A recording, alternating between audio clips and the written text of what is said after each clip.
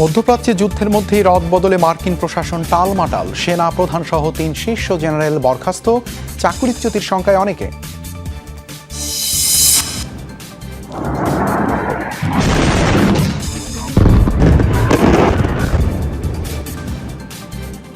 ইরানে স্থল অভিযান চালাতে আসলে কোনো ইসরায়েলি মার্কিন সেনাকে জীবিত ফিরতে দেওয়া হবে না, ঘোষণা ইরানি সেনা প্রধানের। সেতু এবং পাওয়ার প্ল্যান্টে হামলার হুমকি ট্রাম্পের। ইরানে ইসরায়েল মার্কিন অভিযান নিয়ে গোয়েন্দা প্রতিবেদন। ব্যাপক হামলার পরও মিসাইল ও ড্রোন ভান্ডারের অর্ধেকের বেশি এখনও অক্ষত।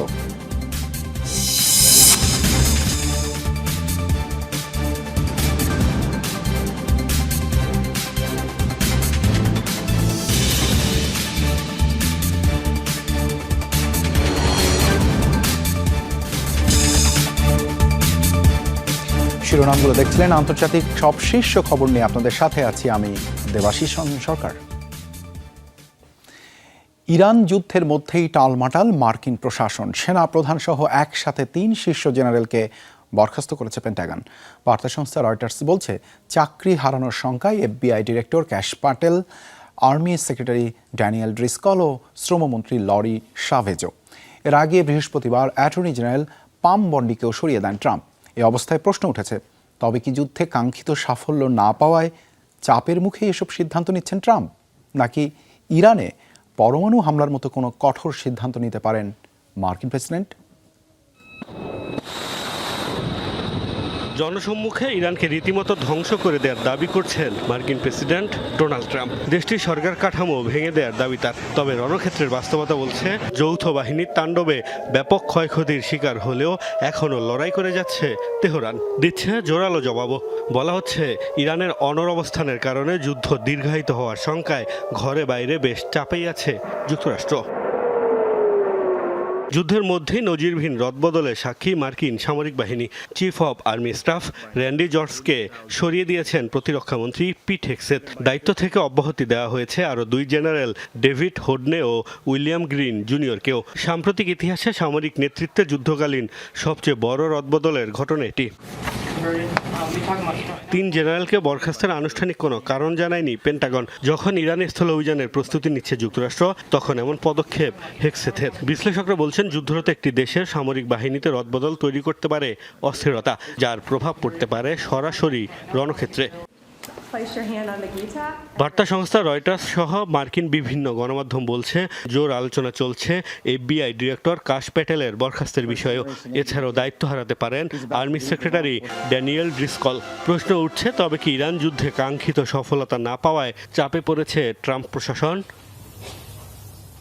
হোয়াইট হাউসে যাওয়ার 16 মাস না হতেই সরকারের অন্যান্য পদেও নিজের দেয়া নিয়োগ বাতিল করছেন ট্রাম্প। বৃহস্পতিবার পদ থেকে সরিয়ে দেওয়া হয়েছে অ্যাটর্নি জেনারেল পাম বন্ডিকে। এছাড়া শ্রমমন্ত্রী লরি সাভেজকেও বরখাস্ত করা হতে পারে। কংগ্রেসকে উপেক্ষা করে যুদ্ধ সংঘাতে জড়ানো, কঠোর অভিবাসন নীতিসহ বেশ কিছু ইস্যুতেই এবার বিতর্কের জন্ম দিয়েছেন মার্কিন প্রেসিডেন্ট। তবে কি সেই চাপ সামলাতে গিয়ে ট্রাম্পের ব্যর্থতার বলি হচ্ছে তার প্রশাসনের কর্মকর্তারা? শুরু হয়েছে জল্পনা। এমনকি ইরানে পরমাণু হামলার মতো কঠোর সিদ্ধান্ত নিতেই এমন রদবদল করছেন কিনা মার্কিন প্রেসিডেন্ট, এ ধরনের ইঙ্গিত দিচ্ছেন অনেক বিশ্লেষক। মোস্তফা মাহমুদ, যমুনা নিউজ। ইরানে স্থল অভিযান চালাতে আসলে কোনো ইসরায়েলি মার্কিন সেনাকে জীবিত ফিরতে দেওয়া হবে না। দেশটির সামরিক বাহিনীর সদস্যদের এমন নির্দেশ দিয়েছেন ইরানের সেনা প্রধান। এদিকে ইরানের সেতু এবং পাওয়ার প্ল্যান্টে হামলার হুমকি দিয়েছেন মার্কিন প্রেসিডেন্ট ডোনাল্ড ট্রাম্প। ইসরায়েলে নতুন করে আবারও হামলা চালিয়েছে ইরান। যুদ্ধ শুরুর পর এ নিয়ে 91 দফায় ক্ষেপণাস্ত্র ছুঁড়েছে রেভলিউশনারি গার্ড IRGC। রাজধানী তেল আবিব ও ইলিয়াত শহর লক্ষ্য করে চালানো হয় এই হামলা। মিসাইলের গায়ে লাগানো হচ্ছে শত্রুর জন্য সতর্কতামূলক পোস্টার। এরপর ইসরায়েলি ভূখণ্ড আর মার্কিন বিভিন্ন ঘাঁটি লক্ষ্য করে ছোড়া হচ্ছে একের পর এক মিসাইল। এর পাশাপাশি রকেট এবং ড্রোনও ছুটছে ইরানের সামরিক বাহিনী। এই অবস্থায় ইরানের সেনা প্রধানের হুঁশিয়ারি, দেশটির ভূখণ্ডে মার্কিন ইসরায়েলি স্থলসেনা প্রবেশ করলে জীবিত ফিরতে দেওয়া হবে না কাউকেই। সেনা সদস্যদের আরো কঠোর যুদ্ধের জন্য প্রস্তুত থাকার নির্দেশ দেওয়া হয়েছে। আমাদের অবস্থান পরিষ্কার, এই দেশে যে যুদ্ধ চলছে তার অবসান আমরা ঘটাবো। ইরানের প্রতিটি শিশুদের নিরাপত্তার জন্য আমরা জীবন উৎসর্গ করব। এদিকে ইরানের পাওয়ার প্ল্যান্ট এবং সেতুর মতো স্থাপনায় হামলা চালানোর হুমকি দিয়েছেন মার্কিন প্রেসিডেন্ট ডোনাল্ড ট্রাম্প। আমাদের সামরিক বাহিনী বিশ্বের সেরা বাহিনী। আমাদের পরবর্তী লক্ষ্য ইরানের বিভিন্ন সেতু, এরপর টার্গেট করা হবে বিভিন্ন পাওয়ার প্ল্যান্ট। গেল কয়েকদিন ধরে ইরানের বিভিন্ন সেতু লক্ষ্য করে চলছে মার্কিন ইসরায়েলি হামলা। বৃহস্পতিবার কৌশলগতভাবে গুরুত্বপূর্ণ কারাজ সেতুতে হামলায় প্রাণ গেছে অন্তত 8 ইরানির, আহত হয়েছেন শতাধিক। মীর মুশফিকা হাসান, যমুনা নিউজ। মেরামতের পর ক্রোয়েশিয়া ছেড়েছে যুক্তরাষ্ট্র তথা বিশ্বের সবচেয়ে বড় ও শক্তিশালী বিমানবাহী রণতরী ইউএসএস জেরাল্ড আর ফোর্ড। 5 দিন ধরে দেশটির অ্যাড্রিয়াটিক বন্দরে নোঙররত ছিল বিমানবাহী রণতরীটি। তবে নৌযানটির নতুন গন্তব্যস্থল সম্পর্কে কিছু জানায়নি মার্কিন নৌবাহিনী। এর আগে গ্রিসে এক দফায় মেরামত কার্যক্রমের পর ক্রোয়েশিয়াতে পৌঁছায় ইউএসএস জেরাল্ড আর ফোর্ড। ইরানকে মোকাবেলায় মধ্যপ্রাচ্যে লোহিত সাগরে মোতায়েন করা হয়েছিল বিমানবাহী রণতরীটি। তবে হুট করে এতে সমস্যা দেখা দেয়। সুয়েজ লাইনে সমস্যা, লন্ডি স্পেসে আগুনসহ একাধিক সংকটে বিপাকে পড়ে বিশাল রণতরীটি। 5,000-এরও বেশি নাবিকের আবাস ইউএসএস জেরাল্ড আর ফোর্ডে, যেটি 75-টিরও বেশি যুদ্ধবিমান ও হেলিকপ্টার বহনে সক্ষম। 1 মাস ধরে দুই বাহিনীর জোরালো হামলার পরও এখনও পুরোপুরি ধ্বংস করা যায়নি ইরানের ক্ষেপণাস্ত্র সক্ষমতা। অক্ষত রয়েছে অর্ধেকেরও বেশি মিসাইল লঞ্চার, এমনকি মজুতও রয়েছে যথেষ্ট। স্বয়ং মার্কিন গোয়েন্দা প্রতিবেদনেই উঠে এসেছে বিস্ফোরক এমন তথ্য। দাবি করা হচ্ছে এখনও হাজার হাজার ড্রোনে সুসজ্জিত তেহরানের সমর ভাণ্ডার। যুক্তরাষ্ট্রের গোয়েন্দাদের সাম্প্রতিক এক মূল্যায়নের বরাতে এসব তথ্য জানিয়েছে সংবাদ মাধ্যম CNN। মার্কিন সামরিক বাহিনীর দেয়া সর্বশেষ তথ্যানুযায়ী এখন পর্যন্ত ইরানের প্রায় 12,500 লক্ষ্যবস্তুতে আঘাত হেনেছে যুক্তরাষ্ট্র, যার মধ্যে বেশিরভাগই রয়েছে আইআরজিসির সামরিক স্থাপনা, অস্ত্রাগার ও ক্ষেপণাস্ত্র উৎপাদন কারখানা। ওয়াশিংটন বারবারই দাবি করে এসেছে তাদের হামলায় কার্যত ধ্বংস হয়ে গেছে ইরানের সামরিক সক্ষমতা। এমন দাবির সত্যতা কতটুকু?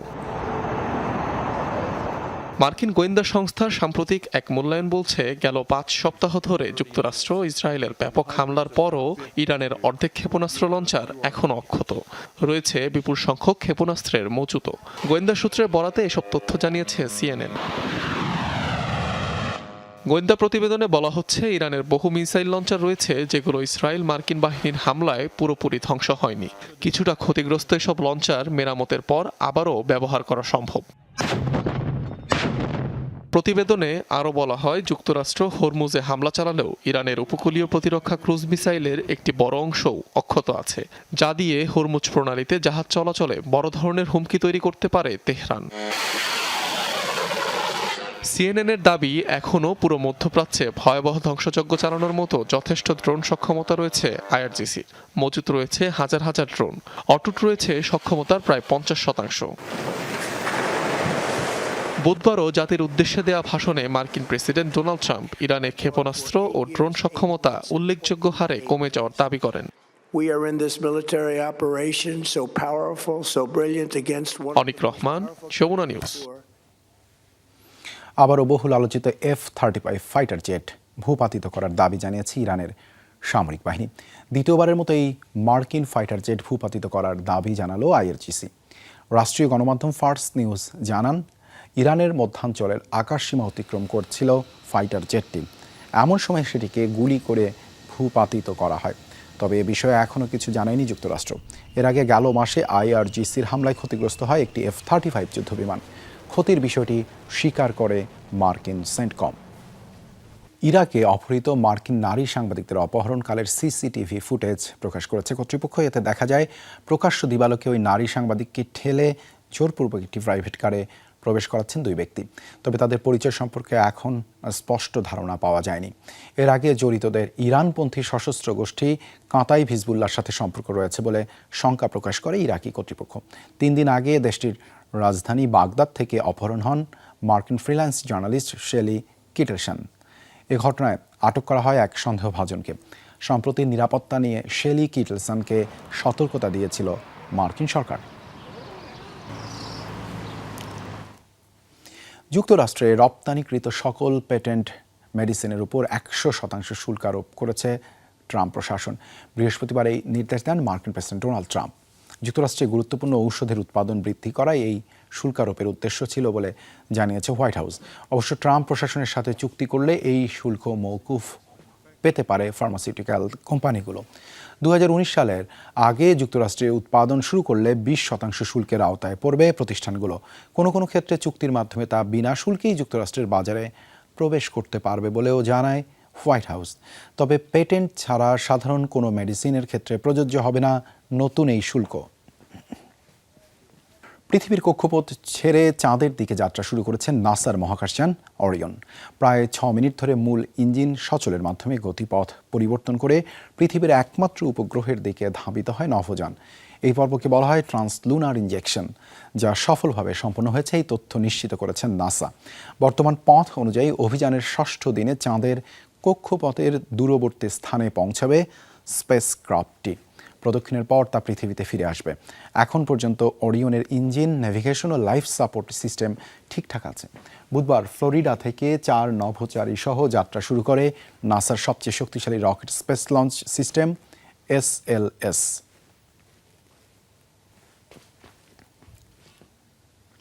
টয়লেট বিভ্রাটে নাসার আর্টেমিস 2 মুন মিশনের মহাকাশযান। উৎক্ষেপণের পরপরও জ্যাম হয়ে যায় রকেটের মহাকাশযান ওরিয়ন ক্যাপসুলের শৌচাগারের ভ্যাকুয়াম ফ্যান। পৃথিবীর কক্ষপথে পৌঁছানোর সাথে সাথেই ধরা পড়ে এই যান্ত্রিক ত্রুটি। ওজনহীন পরিবেশ থেকে বর্জ্য টেনে নিয়ে এক জায়গায় জমা রাখার কাজে ব্যবহৃত এই ফ্যানটি ঠিক করতে কাজে লেগে গেছে মহাকাশচারী ও গ্রাউন্ড টিম। বিশেষ নকশায় ছোট্ট এই প্রক্ষালন কক্ষটি তৈরি করতে নাসার লেগেছে প্রায় $23 কোটি।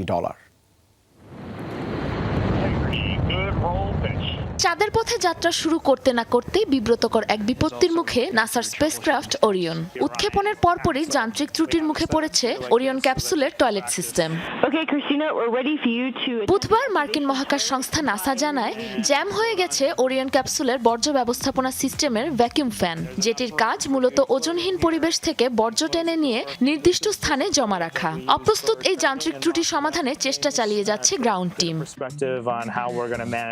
নাসার মুন মিশনে যাওয়া মহাকাশ যানগুলোর জায়গা সংকুলনের কারণে আলাদা শৌচাগারের ব্যবস্থা তৈরি করা ছিল বেশ কঠিন। এই প্রথম ব্যক্তিগত গোপনীয়তার কথা মাথায় রেখে দরজাসহ একটি আলাদা ছোট কক্ষের ব্যবস্থা করা হয় ওরিয়ন ক্যাপসুলে, যেটির আয়তনও একটি 2 সিটার গাড়ির সমান। টয়লেট সিটের নিচে রয়েছে ক্যানিস্টারের ব্যবস্থা।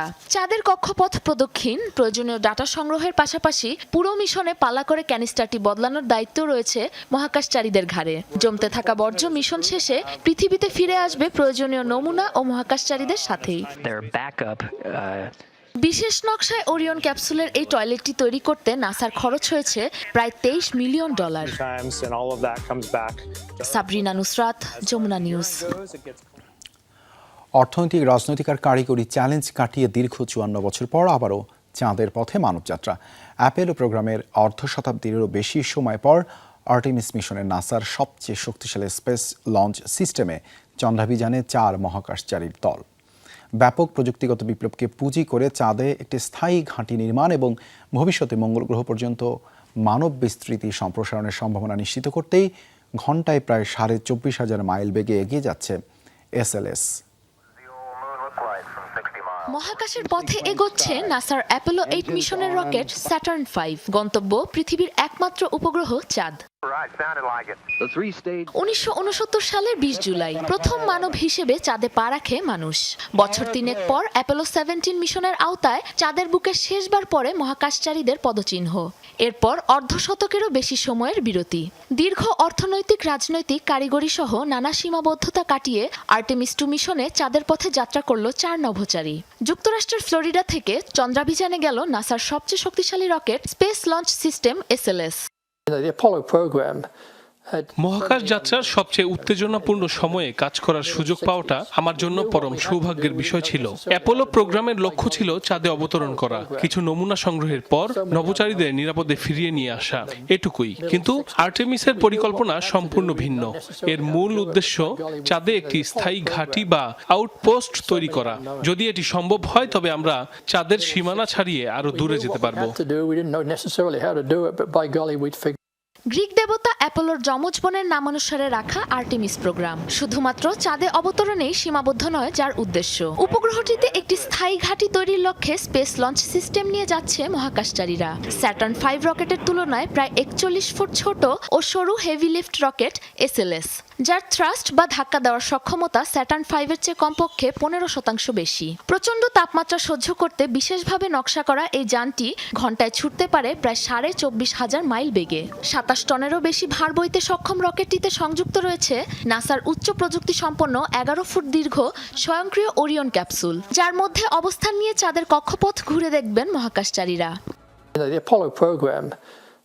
অ্যাপোলো 8-এর পর প্রায় 4টি প্রজন্ম পার হয়ে গেছে। এর মাঝে প্রযুক্তিগত দিক দিয়েও নজিরবিহীনভাবে এগিয়েছে বিজ্ঞান। অনেকের মতে আর্টেমিস 2 ঠিক অ্যাপোলো 8-এর মতোই। দুটো যান কাছাকাছি হলেও একদম নতুন হার্ডওয়্যার ব্যবহার করা হয়েছে আর্টেমিসে। এটিকে অ্যাপোলোর চেয়ে অনেক বেশি উন্নত বলা যায়। চাঁদে স্থায়ী বসতির পাশাপাশি ভবিষ্যতে মঙ্গল গ্রহে মানুষ পাঠানোর সম্ভাবনা দৃঢ়ভাবে নিশ্চিত করে পৃথিবীতে ফিরে আসবে মহাকাশচারীদের দলটি। সাবরিনা নুসরাত, যমুনা নিউজ।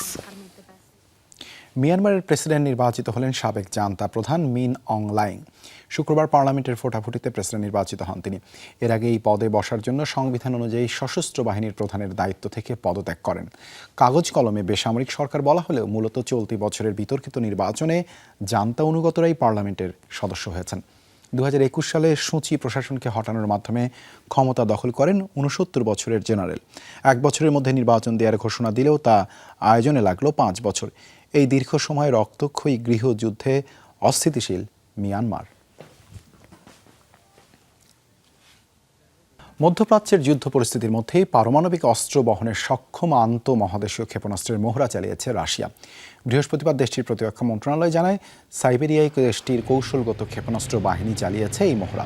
এ সময় শত্রুর চোখ ফাঁকি দিতে আন্তঃমহাদেশীয় ইয়ার্স মিসাইল গোপন করার প্রশিক্ষণ নেয় রুশ সেনারা। পাশাপাশি বিমান হামলা প্রতিহতের মহড়াও চালানো হয়েছে। ইউক্রেন যুদ্ধের জেরে পশ্চিমাদের সাথে উত্তেজনার মধ্যে নিয়মিতই পারমাণবিক অস্ত্র বহনে সক্ষম ক্ষেপণাস্ত্রের পরীক্ষা চালিয়ে আসছে মস্কো। প্রায় 1 বছর পর উদ্ধার হয়েছে নেদারল্যান্ডসের একটি জাদুঘর থেকে চুরি হওয়া রোমানিয়ার অমূল্য প্রত্নসম্পদ। আটক সন্দেহভাজনদের জিজ্ঞাসাবাদের পর ফিরিয়ে আনা গেছে 2500 বছরের প্রাচীন সম্পদ। রাতের আঁধারে বিস্ফোরণ ঘটিয়ে চুরি করা হয়েছিল প্রত্নসম্পদগুলো। 3, 2, 1. নিরেট সোনায় তৈরি এই শিরস্ত্রাণের বয়স 2500 বছরেরও বেশি। এটি রোমানিয়ার অন্যতম গুরুত্বপূর্ণ একটি সাংস্কৃতিক ও জাতীয় সম্পদ হিসেবে বিবেচিত। হেলমেট অফ কোটোফেনেস্টি হিসেবে এর পরিচয় গোটা ইউরোপ জুড়ে। অথচ বছরখানেক আগে এই অমূল্য সম্পদের হদিশই ছিল না। বেহাত হয়েছিল নেদারল্যান্ডসের ডেন ক্রস মিউজিয়াম থেকে। গত বছরের জানুয়ারির এক রাতে জাদুঘরের দরজা ভেঙে এটি সহ বেশ কিছু সম্পদ নিয়ে যায় চোরের দল। শিরস্ত্রাণ ছাড়াও স্বর্ণের 3টি ব্রেসলেট চুরি হয় ওই রাতে। ঘটনার যৌথভাবে তদন্ত শুরু করে নেদারল্যান্ডস ও রোমানিয়া। কয়েক মাস ধরে সন্দেহভাজনদের আটক রেখে জিজ্ঞাসাবাদের পর তাদের দেওয়া তথ্যের ভিত্তিতে উদ্ধার করা হয় নিদর্শনগুলো। যৌথ তদন্ত দলের মাধ্যমে এই সাফল্য এসেছে। নিদর্শনগুলো তাদের প্রকৃত জায়গায় ফিরিয়ে আনা হয়েছে। এগুলো শুধু রোমানিয়ার নয়, পুরো ইউরোপের সম্মিলিত ঐতিহ্যের অংশ। ডাচ প্রসিকিউটরদের তথ্য অনুযায়ী আটক সন্দেহভাজনরা বিচার প্রক্রিয়ার অংশ হিসেবে একটি চুক্তির আওতায় এসব তথ্য দিয়েছে। বর্তমানে এই ঘটনায় জড়িত সন্দেহে নেদারল্যান্ডসে আটক রয়েছে 3 জন। উদ্ধার করা হয়েছে স্বর্ণের হেলমেট এবং 3টির মধ্যে 2টি ব্রেসলেট। তবে একটি ব্রেসলেট এখনো নিখোঁজ রয়েছে। রোমানিয়ার মানুষের জন্য এটি কতটা গুরুত্বপূর্ণ তা কল্পনা করা কঠিন। এখন এসব নিদর্শন তাদের প্রকৃত জায়গায় ফিরছে। উদ্ধার হওয়া নিদর্শনগুলো মূলত ন্যাশনাল হিস্ট্রি মিউজিয়াম অফ রোমানিয়ার সম্পদ, যা প্রদর্শনের জন্য নেওয়া হয়েছিল অ্যাসেন শহরে। একটি ব্রেসলেট এখনো উদ্ধার না হওয়ায় তদন্ত অব্যাহত রয়েছে। অস্মিতা বিশ্বাস, যমুনা নিউজ। দর্শক, যমুনা ডেস্ক এ পর্যন্ত। এতক্ষণ সাথে থাকার জন্য ধন্যবাদ সবাইকে।